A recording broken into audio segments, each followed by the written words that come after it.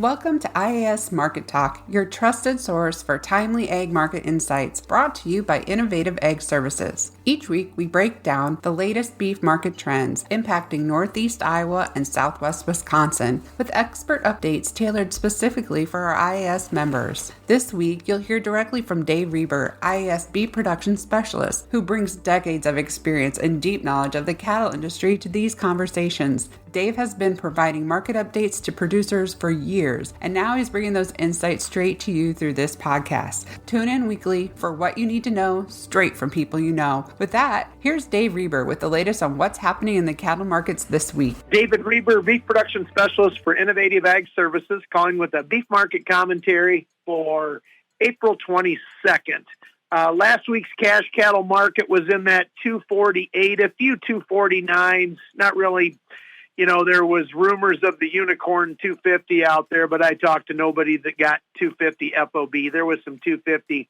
You had to deliver the cattle bids out there, but good market. You know, a little bit disappointing just in the respect that we thought it would be 250 across the board last week, and it was not. So, you know, kind of one of those deals where the market's good. I've closed out some pens sold in the 240s that lost money. So, you know, obviously that goes back to some high-priced feeder cattle from 6, 7, 8 months ago that we're going to be chewing through here for a while. The good news is instead of losing $200 a head, a lot of those cattle are either side of break even. So that's kind of where we're at there. Cash cattle market this week, pretty slow to get going. Last week there was a ton of negotiated cattle bought, about 95,000 head. Big week. Don't look for packers to need a lot of cattle this week. They can get a lot of those April contracts. Plus they bought a fair amount of cash last week. It's going to be softer. There's a few 246s out there. It feels like it's going to be 246 to 248. The board has been showing weakness pretty much 3-4 trading sessions in a row. Box beef had been rallying a little bit. Choice box is down just a little bit today. We're back to that choice select spread being inverted with select being higher. Just something to kind of keep an eye on there. We should be seeing demand kick into gear here with the weather straightening around. That's what's going to drive it. You know, expensive gas, you know, long-term can have an effect on beef demand. So that's not something that happens overnight. That just kind of is a death by 1,000 cuts kind of thing. So you got to watch what shakes out there. But, you know, maybe we put a short-term high in for now. Historically, April was the time when you would see your highs. The last couple of years, that has not been the case. Seasonally is right 8 years out of 10 as a general rule. So maybe we're back to more of a normal deal where March, April highs and, you know, it works softer going into summertime. Look at those deferred futures. You know, you got that October board down there to 234, and a lot of the cattle bought that'll go in October got break evens north of 240. So we got some tough numbers coming at us, and, you know, it's hard to hedge out of a $6 to $10 loss per hundredweight. So there's some things that are kind of foreboding there.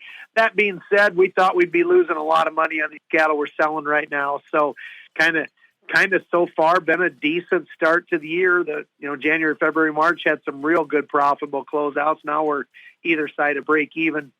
Feeder cattle showing just a little bit of weakness, not a lot. It's not a time of year when feeder cattle soften up much. Those lightweight cattle just stay aggressive as heck. 5-weight, 6-weight steers, if you can find them, they're all overpriced. People trying to give their grass away, that's kind of what it looks like. The 8-weight steers, either side of 360, depending on how much trucking you got on those cattle. So a little bit softer than they had been. The heifers running about $20-25 a hundredweight behind the steers. Cost of gains, I'm still using that either side of $1 for steers, $1.05 for heifers.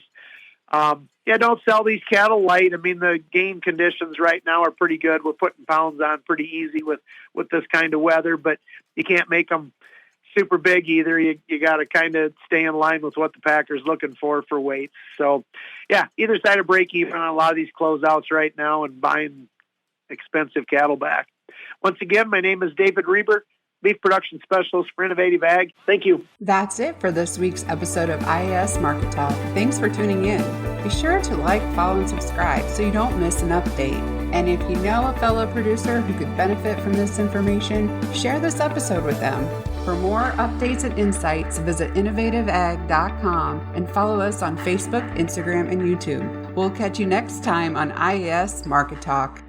Are you ready for a hands-on role with purpose? Join the facility operations team at Innovative Ag Services, where we value hard work, safety, and community. With locations across Northeast and Central Iowa and Southwest Wisconsin, we offer industry-leading benefits, on-the-job training, and a culture that supports your growth. From competitive pay to a uniform allowance, we invest in our team. Grow with IAS and discover your co-opportunity. Apply today at innovativeag.com.